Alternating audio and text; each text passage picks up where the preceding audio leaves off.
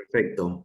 Bueno, buenos días con todos. Gracias a los que han venido, nos están acompañando el día de hoy, la mañana de sábado, que se han dado un tiempo para poder estar aquí en esta charla que le puse de nombre de puestos tradicionales a roles ágiles, cómo escalar esta nueva montaña.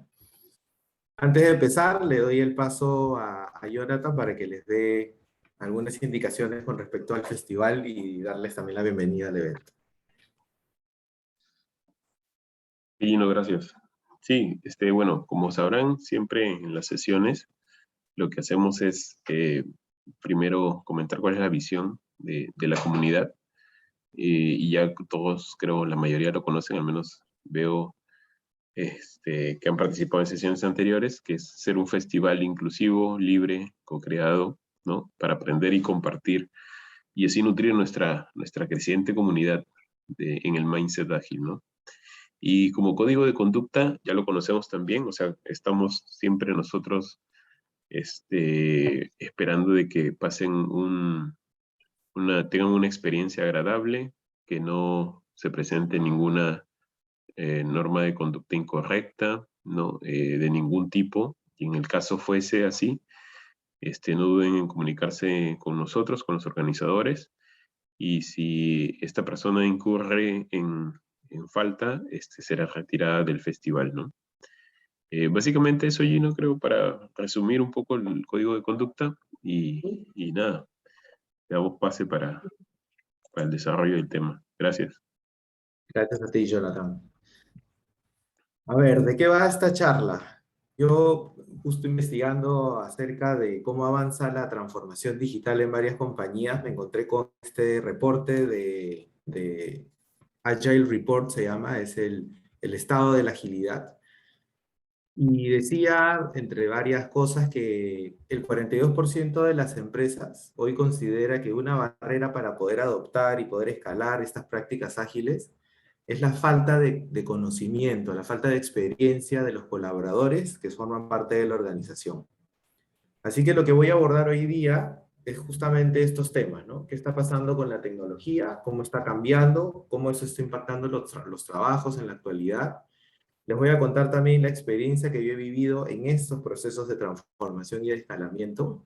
Y al final, algunos aprendizajes y recomendaciones que les quiero dejar si es que ustedes también están afrontando este tipo de cambios en las empresas donde trabajan actualmente.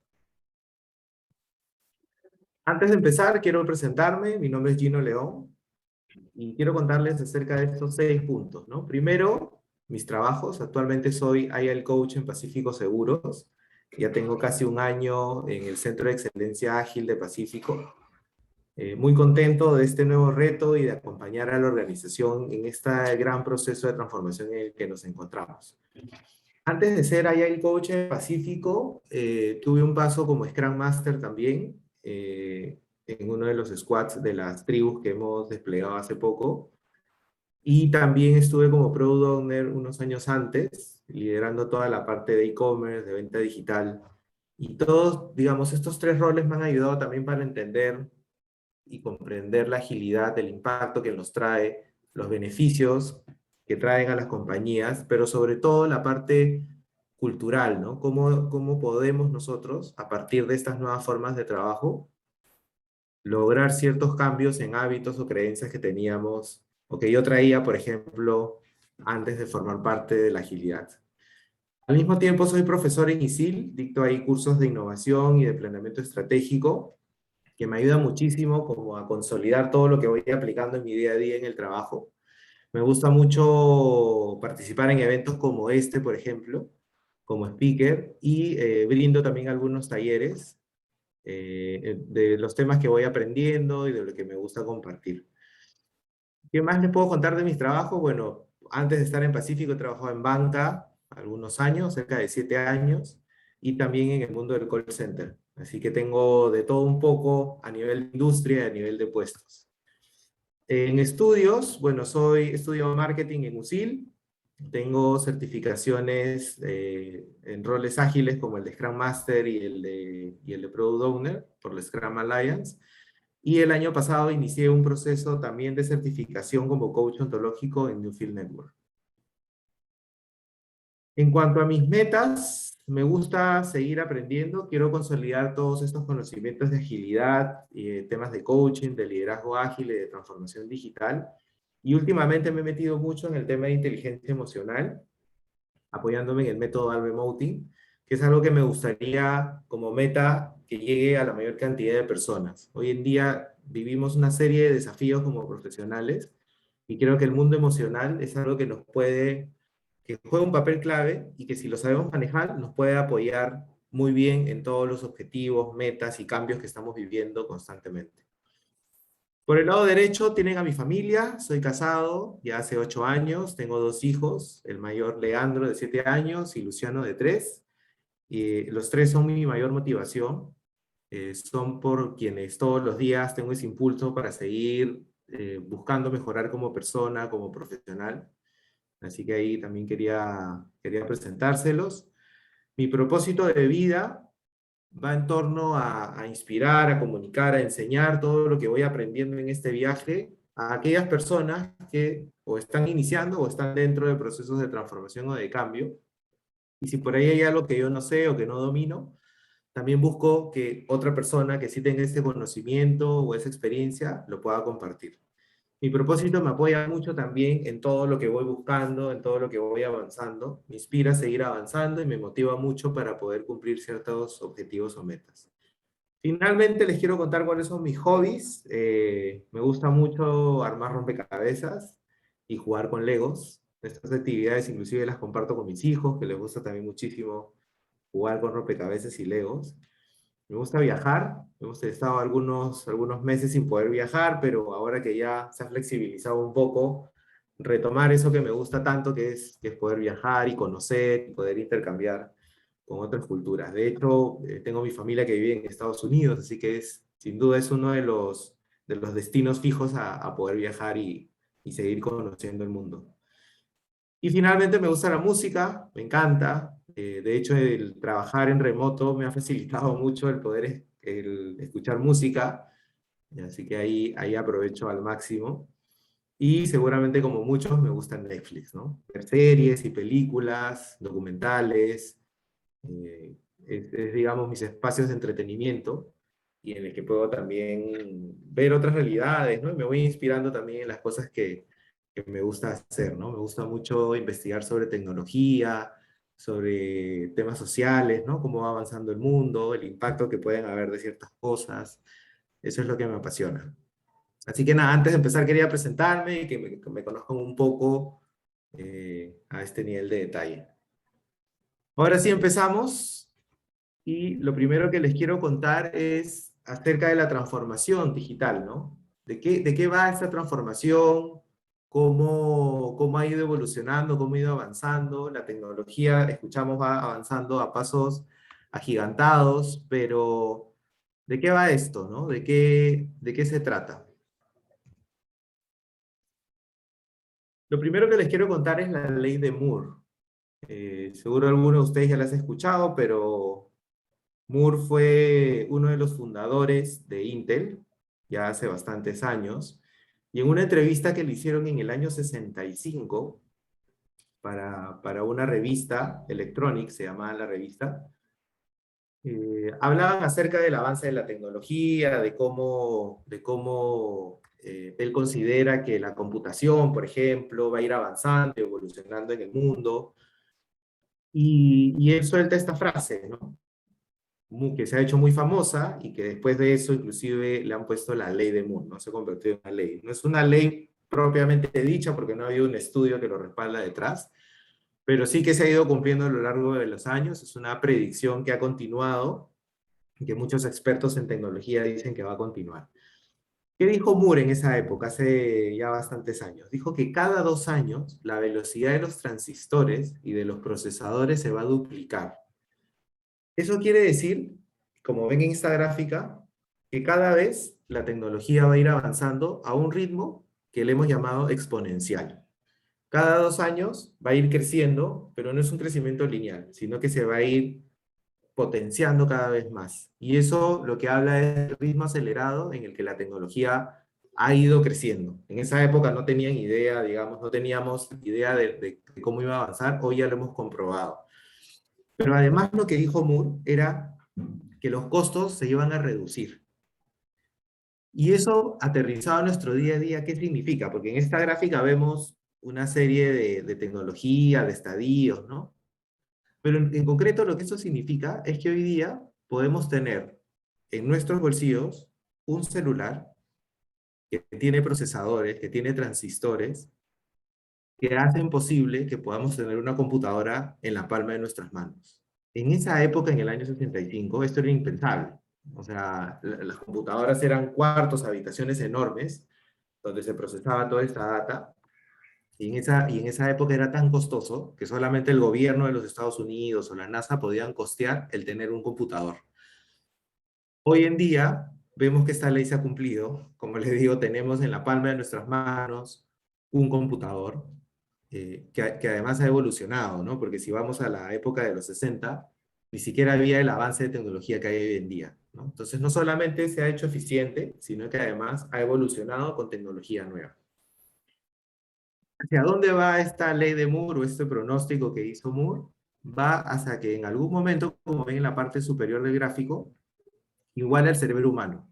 Hoy todavía no se ha logrado, hay muchos avances, la robótica y la tecnología está avanzando en ese sentido, todavía no se ha logrado, sin embargo, no debe tardar mucho en llegar a igualar la velocidad del cerebro humano. Pronóstico para que lo tengan en cuenta, Moore, en el 65.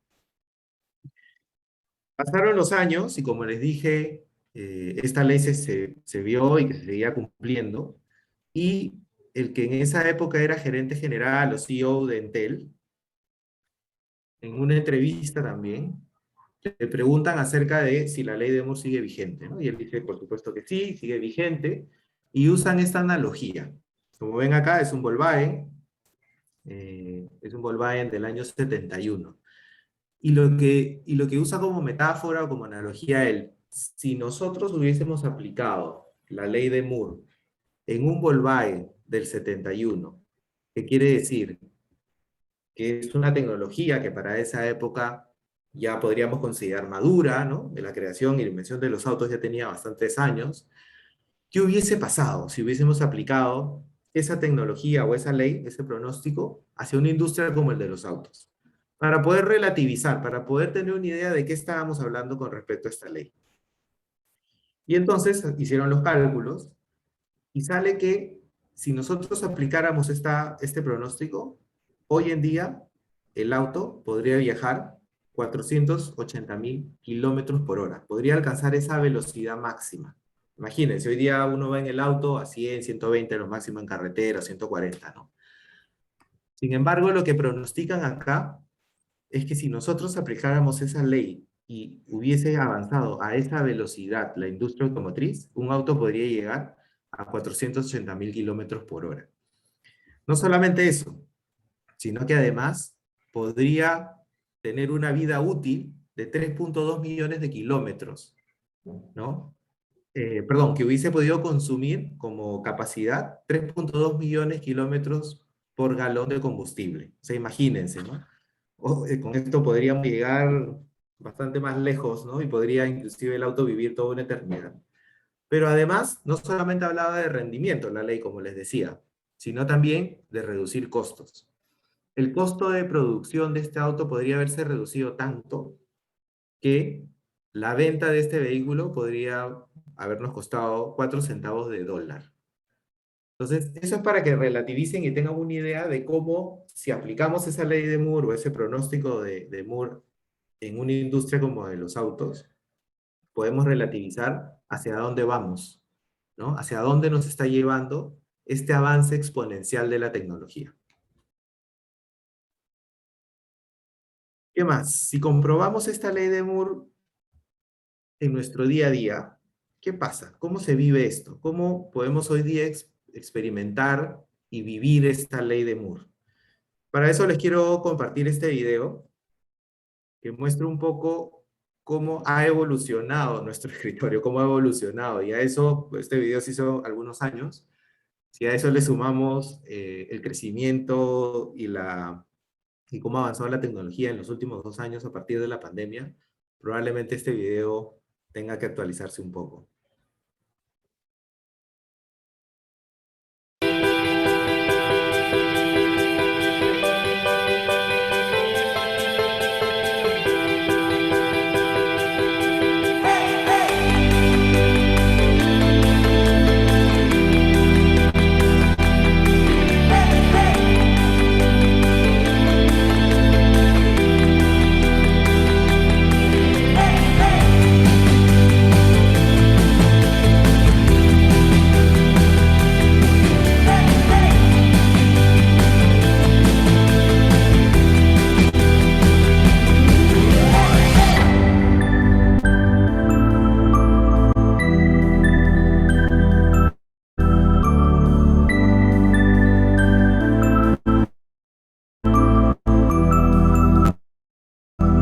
Como ven, todo lo que teníamos a nuestro alrededor en el escritorio se ha ido en una laptop, pero muchas de esas cosas inclusive hasta en un celular.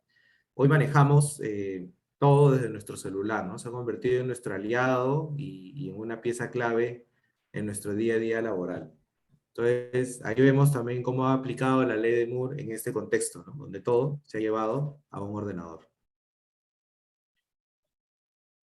Seguimos avanzando y dejamos por un momento los casos de este pronóstico de Moore y vamos a algo más concreto en nuestro día a día. Hicieron un estudio. Bala Ashar es una persona que ve toda la visión, el futuro, ¿no? Es un innovador que está muy pendiente de las tendencias a nivel mundial y creó esta infografía, ¿no? Y dijo cómo diferentes productos y servicios han alcanzado los 50 millones de usuarios a lo largo de la historia. Entonces tenemos algunos productos o servicios básicos, ¿no? Por ejemplo, las aerolíneas alcanzaron en 68 años los 50 millones de usuarios. Los automóviles lo lograron en 62 años. Los teléfonos tardaron 50 años en alcanzar esa cantidad de usuarios a nivel mundial. Y la electricidad tardó 46 años. Y vamos avanzando en el tiempo, se fueron desarrollando nuevos productos y servicios a partir de la tecnología. Y ahí tenemos, por ejemplo, las tarjetas de crédito, que empezaron a tardar menos en llegar a esa cantidad de usuarios. Tenemos 28 años, la televisión 22 años, el cajero automático 18 y las computadoras 14 años. El cambio, como ven, es bastante grande. Estamos hablando de, en algunos casos, la mitad del tiempo y en otros casos inclusive un tercio del tiempo en llegar a esa misma cantidad de usuarios. Si seguimos avanzando, tenemos los celulares, que han tardado solo 12 años en llegar a 50 millones de usuarios. Las tarjetas de débito continuaron a las tarjetas de crédito y tardaron la mitad de tiempo en llegar a esa cantidad de usuarios. El Internet solo demoró 7 años en llegar a 50 millones de usuarios. Y entramos ya al mundo de las aplicaciones, y una de ellas es PayPal, que solo tardó 5 años en llegar a esa cantidad de usuarios. Si entramos a las redes sociales, el número baja significativamente.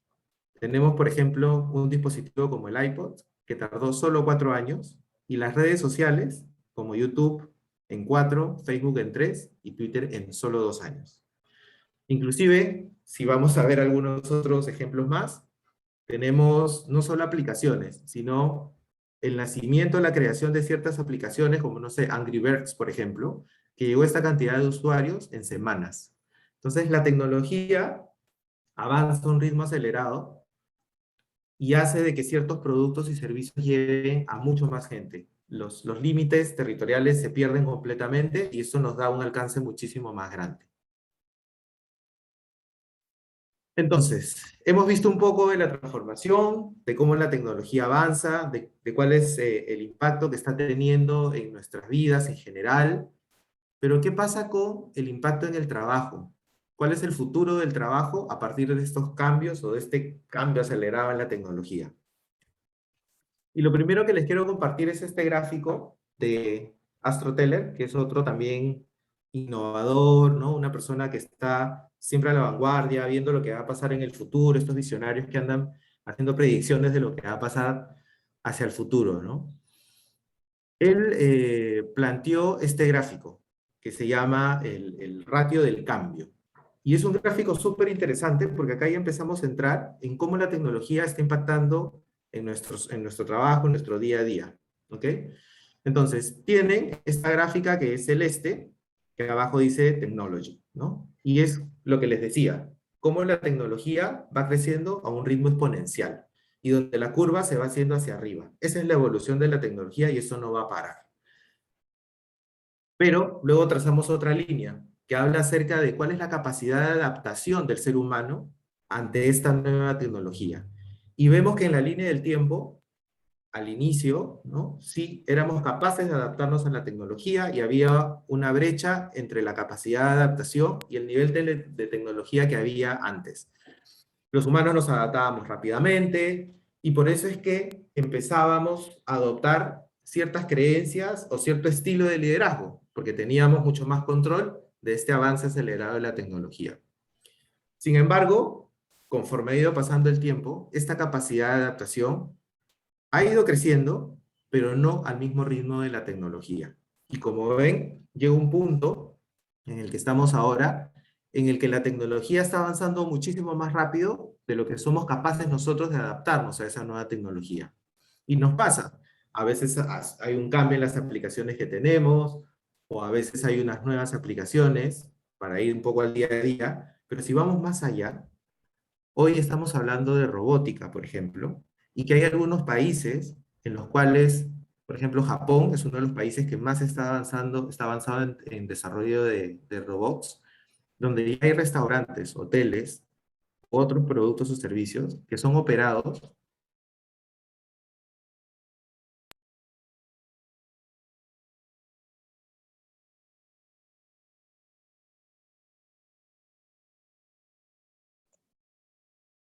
Creo que perdimos a Gino.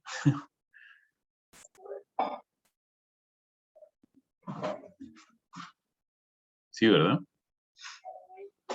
Me parece que no. Sí, no se escucha allí, no.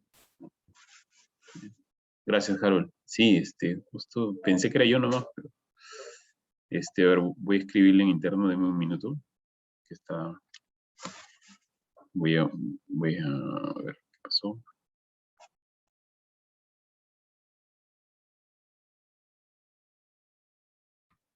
Perdón, Gino, hablando de tecnología. ¿qué tal? Me caí por un minuto, pero vamos de nuevo. Dale, dale. Entonces, les decía AstroTeller, ¿no? Y este gráfico que, para recapitular rapidito, porque no sé en qué parte me quedé, pero cómo avanza la tecnología y cuál es la capacidad del ser humano para adaptarse.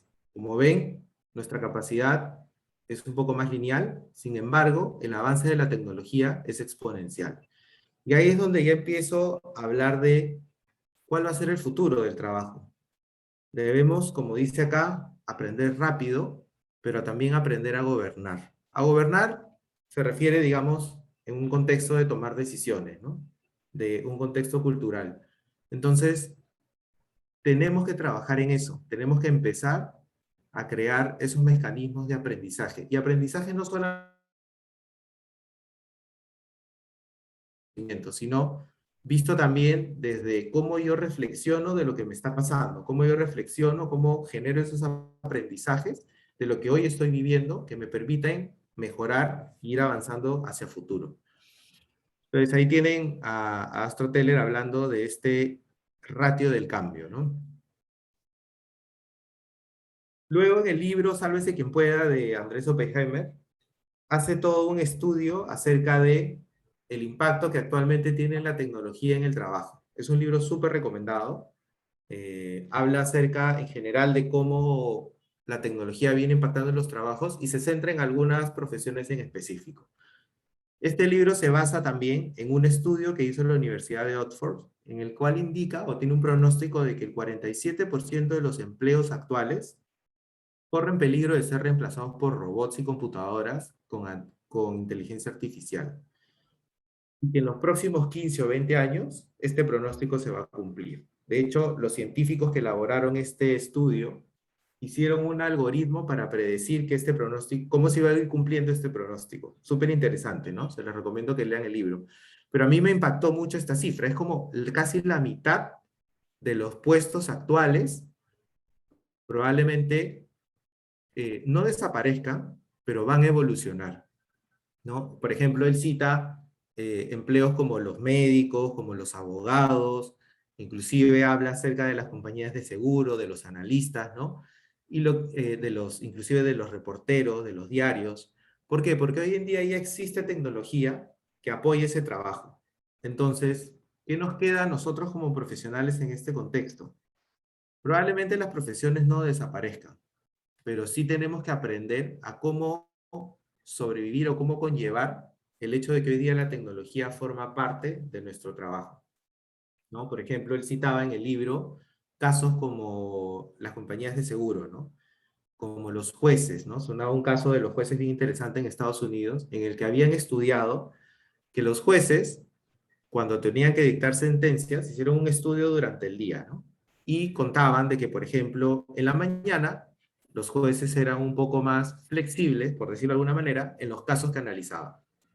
Sin embargo, conforme iba pasando el día y los niveles de azúcar, por ejemplo, bajaban, quiere decir que las personas tenían más hambre o ya pasaban por agotamiento, su nivel de tolerancia era menor y eran más estrictos en el cumplimiento de las leyes.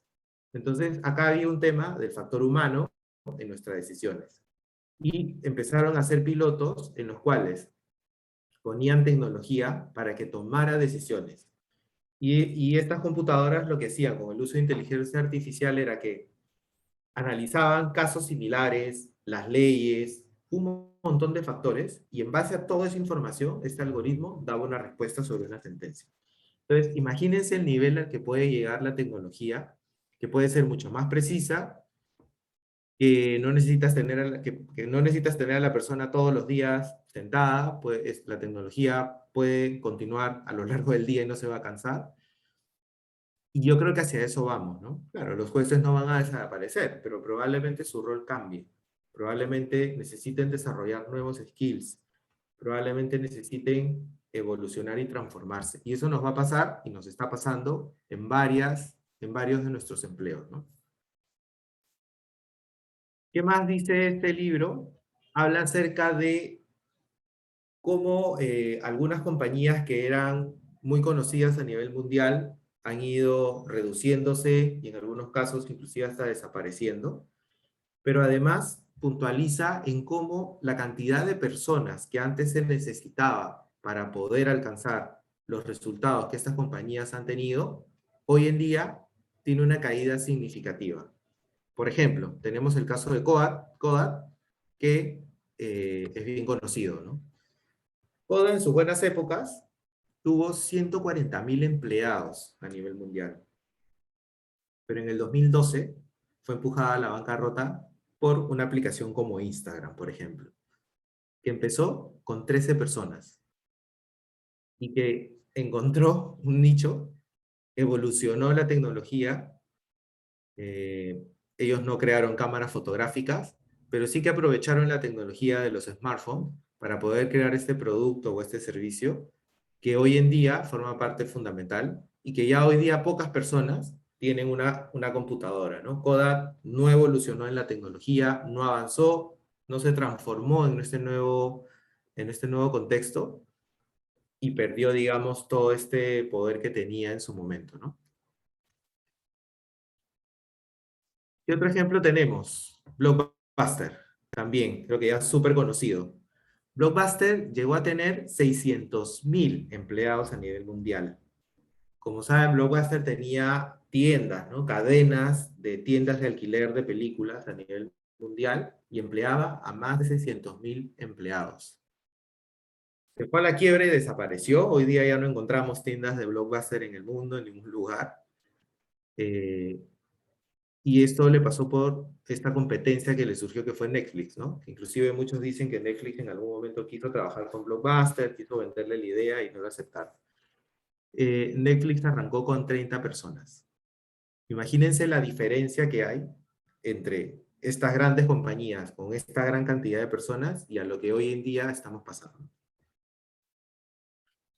Y el tercer caso que mencionan en este libro es el de General Motors, una empresa que crea autos a nivel mundial y que tiene muchísimos años, y llegó a tener también en sus épocas de oro 618.000 empleados.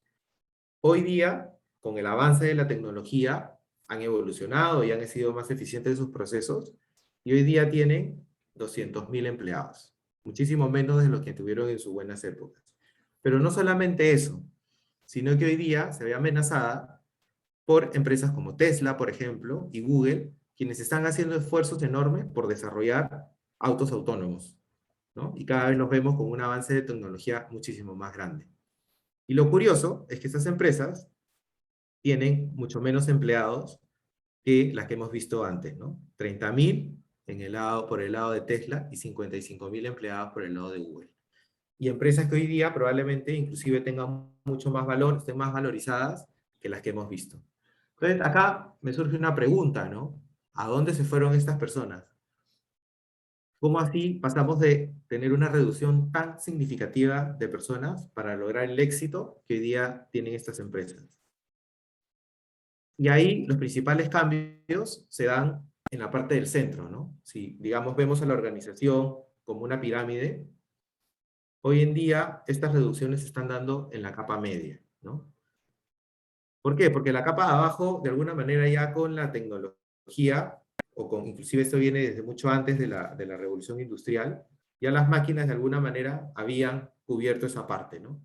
Hoy en día, con este avance tecnológico, estamos yendo a las capas medias. Y eso nuevamente nos enfrenta a este gran desafío de cómo yo, como profesional, tengo que avanzar en este contexto en el que cada vez evoluciona más rápido, en el que cada vez se necesitan menos personas para lograr el éxito. Entonces, ¿qué necesito? ¿Cómo necesito avanzar? Si vamos a lo que les contaba al inicio de este reporte del estado de la agilidad, vemos qué está pasando ya en las empresas al momento de adaptarse a nuevos esquemas de trabajo. Y en este reporte, que hablan de varias cosas, me quería centrar en esto, ¿no? Que habla de cuáles son las barreras que impiden hoy en día a las organizaciones adquirir, aplicar, implementar prácticas ágiles o prácticas diferentes que los ayuden a seguir avanzando en este contexto de avance, de crecimiento exponencial de tecnología, ¿no? Y sale que el 42% de las barreras que impiden es justamente los skills que desarrollamos como profesionales y la experiencia, ¿no? Habla mucho a lo que nos decía Astro Teller, de esta adaptación humana al avance tecnológico, al avance de nuevas tendencias. Pero, y a eso vamos, ¿no? Si vemos, por ejemplo, este gráfico de Google Trends, de cuáles son las búsquedas que se hacen a nivel mundial, vemos, por ejemplo, que soft skills es una de las cosas que se viene buscando más, ¿no? Y vemos un crecimiento, no es exponencial, pero vemos que va creciendo significativamente a partir del 2015 aproximadamente, ¿no? Y eso es justamente lo que como profesionales venimos buscando, cómo desarrollamos nuestros skills, cómo nos adaptamos a este nuevo contexto, cómo vamos avanzando al mismo ritmo que la tecnología. Y acá quería contarles de dos conceptos que van de la mano con eso. Uno es el reskilling y el otro es el upskilling. ¿De qué va el reskilling? El reskilling es básicamente adquirir nuevas habilidades, ¿no? Hoy día vemos, y lo he vivido yo en este proceso de transformación de Pacífico, como les contaba al inicio, de pasar de manejar un equipo de televentas a pasar un equipo de digital como Product Owner y de ahí Scrum Master y ahora ya el coach.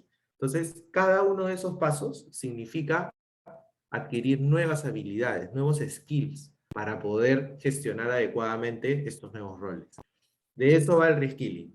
Y el upskilling es, oye, me mantengo en mi mismo puesto, me mantengo en mi mismo rol, pero el contexto ya cambió. Entonces yo necesito cubrir esos gaps de conocimiento o aprendizaje para poder potenciar mucho más el rol actual. Un ejemplo de esto es la pandemia, ¿no? Antes, por ejemplo, podríamos nosotros tener reuniones o hacer presentaciones de manera presencial. Hoy en día las tenemos que hacer virtual, con lo que eso implica, ¿no? Tenemos que de desarrollar habilidades de facilitación, de cómo generar mis presentaciones con mayor impacto. Probablemente antes veía a las personas y sus reacciones, ahora ya no los veo. Entonces tengo que crear nuevos mecanismos para poder medir el feedback, la temperatura de las personas a las cuales les estoy haciendo una presentación. De esto va el upskilling, ¿no? Es mi mismo puesto, pero cómo potencio mis habilidades. Entonces, con esto, les pido, porfa, que entren a menti.com, tienen el código 2420-0342, o pueden escanear desde su celular el QR que está ahí, y quiero que me cuenten cómo se han sentido con todo esto que acabamos de ver. Vamos a poner el Menti, así que les pido, porfa, que ingresen a menti.com, ahí pueden ver en la parte superior también el código, y que me compartan, ¿no? ¿Cómo se han sentido hasta ahora con todo esto que acabamos de ver?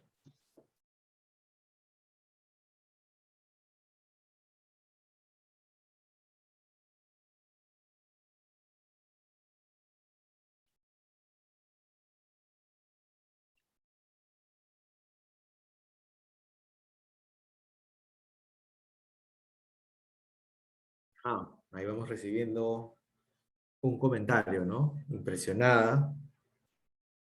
Quiero aprender más. Muy bien.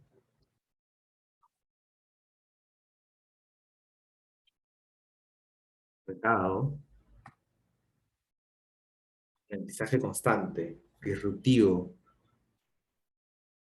abierto al cambio. Efectivamente, ¿no? El cambio, como ven, es algo que no vamos a poder controlar, va a seguir viniendo, pero ¿qué podemos hacer ante ese cambio? ¿Cómo nos podemos adaptar? Buenísimo. Gracias. Gracias a los que fueron dejando ahí sus comentarios. Tienen el mente abierto, así que pueden seguir poniéndolo, ¿no? Me gusta que quieran, que tengan ganas de aprender. De hecho, los felicito por estar aquí un sábado. Siempre a veces tenemos actividades más de relajo con la familia y los felicito el que se den un tiempo para poder estar aquí y escuchar este tipo de charlas que creo que nos vienen bastante bien, ¿no? Buenísimo. Entonces, continúo con la presentación. Ahora, les quiero contar todo esto que les he contado, es un poco de tendencias, de cómo va avanzando el mundo, pero ¿qué me pasó a mí? Y acá es donde les quiero contar ya mi experiencia personal de cómo este cambio de la tecnología y estos procesos de transformación me impactaron a mí. Bueno, como les contaba, yo, bueno, hace como ya cerca de 20 años que vengo trabajando. Mi primer trabajo fue en Atento, que es una empresa que brinda servicios de call center. Y empecé como todos, ¿no? Desde lo más básico como teleoperador, atendiendo llamadas, vendiendo productos por teléfono. Y al cabo de un tiempo, en base a los resultados que tenía, me ascendieron, ¿no? Fue mi primer ascenso como supervisor.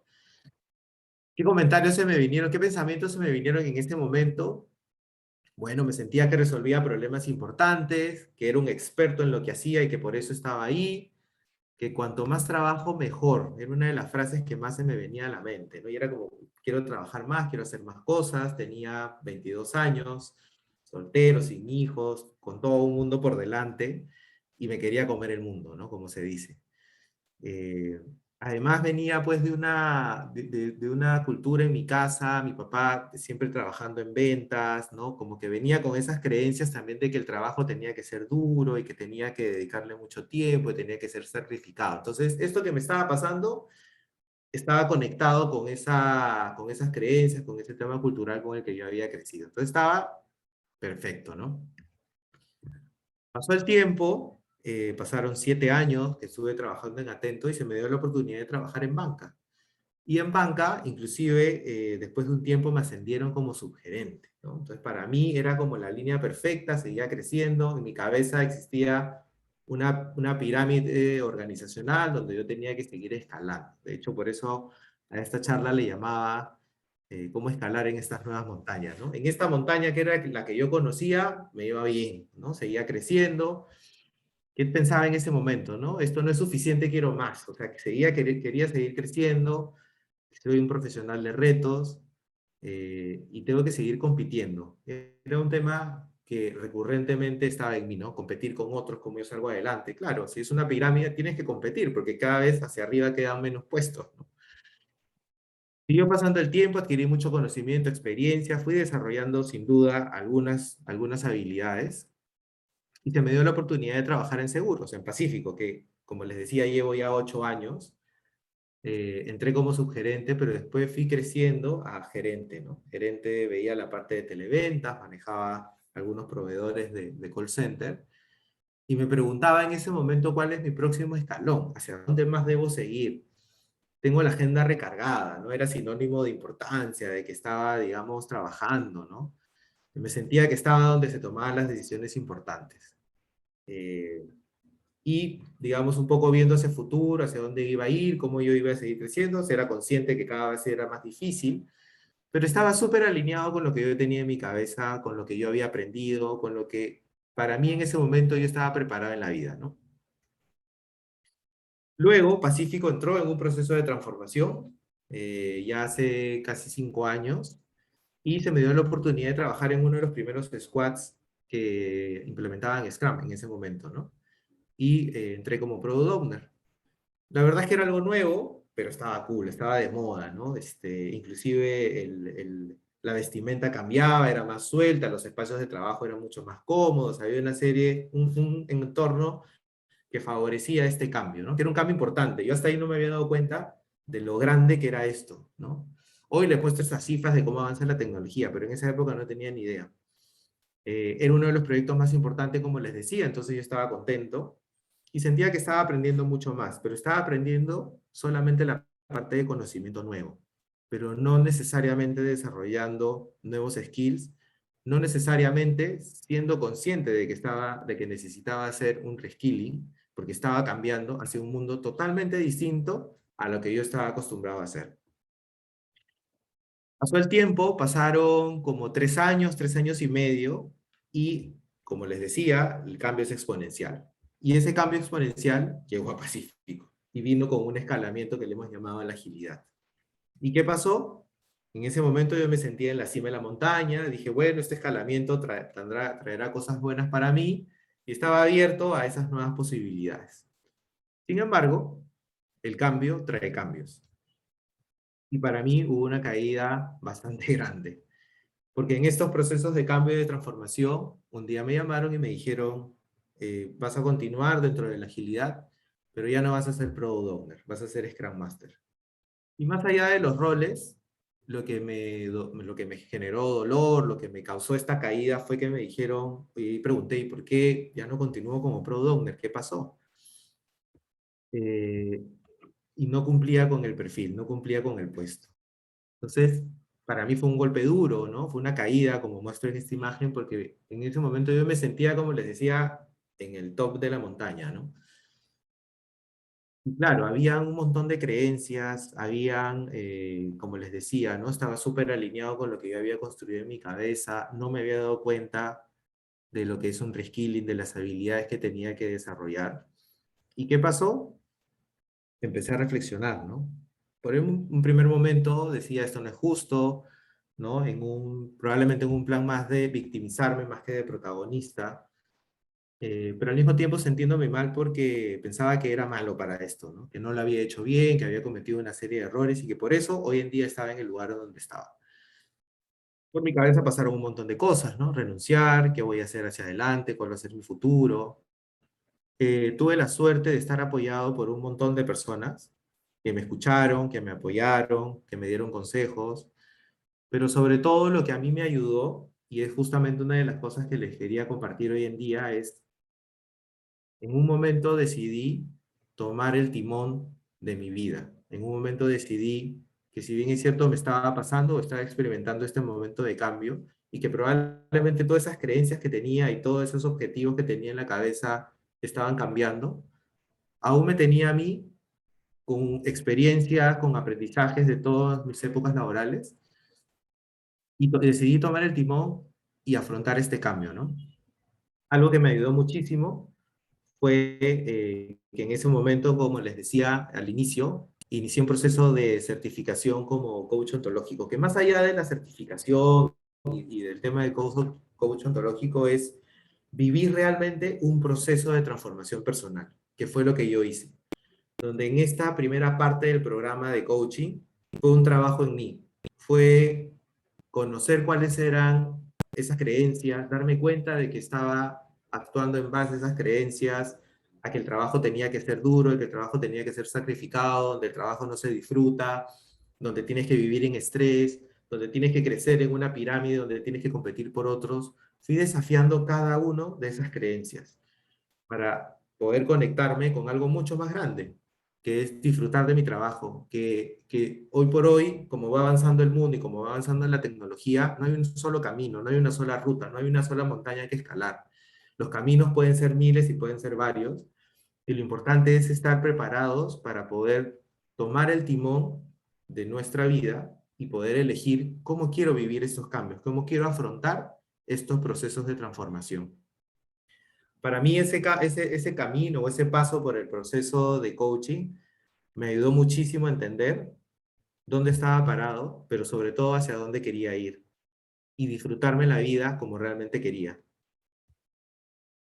Y me lleva esta frase, ¿no? Fui desaprendiendo lo que había aprendido. Y ese desaprender me ayudó para abrirme paso a nuevos aprendizajes, a nuevos conocimientos, donde es básicamente lo que impulsamos en agilidad, ¿no? Colaboración, este mindset de liderazgo ágil del que siempre hablamos, ¿no? Trabajo en equipo, colaboración, comunicación directa, todas esas creencias las fui dejando para dar paso a estos nuevos aprendizajes. Y eso, como les decía, me deja hoy día en un punto de partida, que es que comience el viaje, que comience un nuevo viaje, y donde probablemente haya montañas que escalar, como ven al fondo de esta imagen, pero también hay un camino llano, ¿no? Que puedo mirar y que puedo elegir diferentes rutas, pero sobre todo yo tener el timón de hacia dónde quiero ir. Ser consciente y estar preparado de que los cambios van a llegar, de que la tecnología va a seguir creciendo, y es más que quizás como me pasó a mí, quejarme de los cambios y cómo me habían afectado, es como yo le saco ventaja a esto, cómo me anticipo y cómo empiezo a hacer algo desde hoy para que esto empiece a cambiar. Y ahí les quiero dejar, y ya para cerrar en los minutos que nos quedan, con mis aprendizajes y las recomendaciones que me gustaría dejarles de cómo ustedes podrían, en caso estén viviendo por un proceso similar, afrontar estos cambios. 4 aprendizajes que resumo son: el cambio comienza por uno mismo. La transformación digital es la transformación personal. Debemos empezar por nosotros. Ese es el primer punto de partida. Lo segundo, estamos viviendo en un cambio acelerado y eso no lo vamos a poder controlar. Escapa de nuestro control. Lo que sí está en nuestro control es qué hacemos con esto. El tercero es estar atento a nuestras creencias. Hoy en día, no solamente en el aspecto laboral, sino en cualquier aspecto de nuestra vida, vivimos en base a creencias, porque así las construimos y no está mal. Son creencias que nos han llevado a caminos que queríamos, ¿no? Como les contaba yo al inicio, me llevaron a la punta de la montaña y me apoyaron para llegar ahí. Pero hay que estar atento para ver si siguen vigentes en los contextos en los que estamos en la actualidad. Entonces hay que estar muy pendientes de esas creencias. Y lo cuarto es el mundo emocional. Como les decía también al inicio, estoy buscando promover e incentivar mucho el tema de inteligencia emocional, porque soy un convencido de que el mundo emocional juega un papel importante en nuestras relaciones. Por ahí hay algunos estudios que hablan acerca de que el 90% de nuestra comunicación tiene que ver con nuestras emociones, que nuestras decisiones hoy en día tienen una influencia importante de cómo nos sentimos, del estado de ánimo y de nuestras emociones.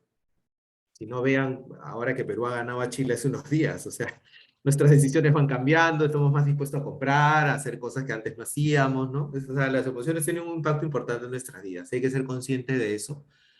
Y para eso hay una serie de herramientas que hoy en día se impulsan mucho, ¿no? Inteligencia emocional, algo emoting, son cosas que nos pueden ayudar. Esos son mis 4 aprendizajes. ¿Y qué les recomiendo? Les recomiendo estas 5 cosas. 1, elabora tu propósito de vida. No hay nada más potente que tener un norte y un objetivo hacia dónde quieres ir tú como profesional, sin importar a lo que pase a tu alrededor, sino que es tú, qué propósito tienes en la vida y cómo eso te guía hacia adelante. Lo segundo, debemos ir hacia un autoaprendizaje continuo. Como vimos en esa gráfica de Astro Teller, la tecnología va a seguir avanzando, pero la manera en cómo nosotros podemos alcanzar ese avance de la tecnología es a través del aprendizaje continuo, que tiene que ser generado por nosotros mismos. Lo tercero es participar en actividades. No solamente el conocimiento, no es solamente es el autoconocimiento y que nosotros investiguemos y leamos y todo lo demás, sino que lo podamos compartir en comunidad. Por ejemplo, hoy día estamos en comunidad compartiendo algo de información y eso es lo que debemos ir nosotros generando también. Fomentar espacios de aprendizajes en el trabajo donde estás, con tu equipo. Y puede ser cualquier tema, porque hoy en día la información está descentralizada. No tienes que ser experto en algo, pero si hay algo que tú sientes que le puedes servir a otra persona, ya con eso puedes generar un espacio de aprendizaje con tu equipo o en la empresa donde trabajas. Y por último, solicitar feedback constante. El feedback nos ayuda a ver esos puntos ciegos, ¿no? Cuando yo manejo y voy hacia adelante y miro hacia los costados, tengo un punto ciego. Entonces, el feedback nos ayuda a conocer ese punto ciego que nos evite chocar, que nos ayude a manejar mejor. Entonces, ese feedback constante, ¿no? Y no esperar a que tengamos estos procesos de feedback que las compañías a veces tenemos de 2 veces al año, un trimestre, sino en cada situación en la que tú te enfrentes, puedes solicitar feedback que te ayude a crecer como profesional. Les dejo estos 5 libros, de hecho hay muchísimos otros más, pero tienen el de Steve Covey, que tiene muchos años, pero sigue vigente, que son los 7 hábitos de la gente altamente efectiva. Este del modelo de ADKAR, que es de Change Management, que también es bien, bien interesante, porque sobre todo nos habla de todo este cambio cultural. El de Andrés Oppenheimer, sálvese quien pueda, que varias de las cosas que les he mostrado hoy en día se basan en este libro, súper interesante. La empresa consciente también, de Freddy Kaufman, muy interesante también de cómo podemos vivir en estos nuevos entornos, pero siendo conscientes de nuestras empresas. Y finalmente las 5 disfunciones de un equipo, que es súper inspiracional también, sobre todo cuando están en equipos nuevos. Entonces les dejo esos 5 libros para que también los puedan leer si es que no los han leído y estoy seguro que los va a inspirar muchísimo. Estas son mis contactos, me pueden escribir si gustan a mi correo, me pueden encontrar también en LinkedIn y mi teléfono por si quieren también, no sé, alguna consulta, alguna duda, me puedan escribir y podamos conversar acerca de este mundo que a mí me encanta muchísimo, que es la tecnología y cómo está impactando en los trabajos. Para terminar, les pediría, porfa, nuevamente en Menti, si me pueden dejar su feedback. Bueno, veo que hay algunas personas que ya lo han dejado. Les agradezco muchísimo. Como les decía, el feedback siempre es valioso y nos ayuda a crecer. Así que veo que, bueno, me dejó curioso una persona. Gracias. El cambio constante es lo único permanente, ¿no? Les pediría, porfa, a los demás que me dejen feedback de lo que les ha parecido esta charla, qué les gustó, qué podríamos mejorar para más adelante. Eso me va a servir muchísimo para ir mejorando en las siguientes oportunidades que tenga de presentarles algo. Este viaje continuará, seguramente vendrán con mucho más historias, ojalá pueda haber otra oportunidad para seguir contándoles cómo me ha ido en este viaje ahora como el coach, acompañando a Pacífico en este proceso de transformación, acompañando equipos, estando cerca de ellos. Espero en una próxima oportunidad poder contarles un poco más acerca de eso y que nos podamos volver a conectar, ¿no? Y eso, muchísimas gracias a todos por estar aquí. Gracias, Gino. Ha estado súper interesante la charla. Ahí creo que Vicky está bastante activa y dejando sus comentarios en el chat.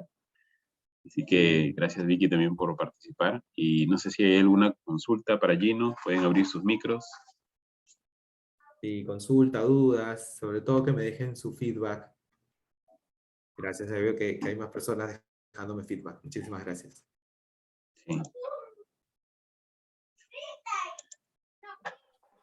Bueno, Gino, de parte de la organización, agradecerte por tu tiempo, por, como dijiste al inicio, sábado temprano en la mañana, ganas de aprender. Creo que se fue sumando gente a la sala y bueno, quedando la grabación también para la posteridad que vamos a publicar en la página oficial del evento.